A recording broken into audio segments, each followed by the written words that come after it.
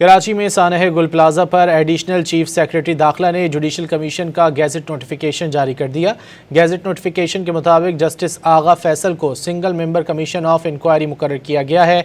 Commission building approval और SBCA की जानिब से लीज तोसी का जायजा लेगा।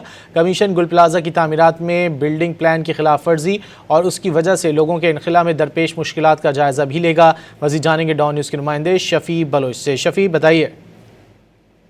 जी, सानह गुल प्लाजा की जुडिशल इंक्वायरी के सिलसिले में जो है वो कमीशन कायम कर दिया गया है। इस सिलसिले में एडिशनल चीफ सेक्रेटरी बराए दाखिला ने जुडिशल कमीशन का गजेट नोटिफिकेशन जारी कर दिया है।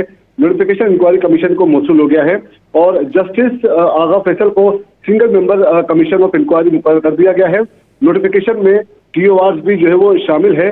कमीशन बिल्डिंग अप्रूवल और SBCA की जानिब से जो है वो लीज तोसी का जायजा लेगा और कमीशन गुल प्लाजा की तामीर में जो है वो बिल्डिंग प्लान की खिलाफ वर्जी और इसकी वजह से लोगों के इनखला में दरपेश मुश्किलात का जायजा भी लेगा। कमीशन गुल प्लाजा में जो है वो आग से बचाव के इंतजाम और आग पर काबू पाने के इंतजाम और सेफ्टी इंतजाम का जायजा भी लेगा। कमीशन गुल प्लाजा का जो है वो फायर ऑडिट और सिफारिशात पर अमल दरामद का जायजा भी लेगा।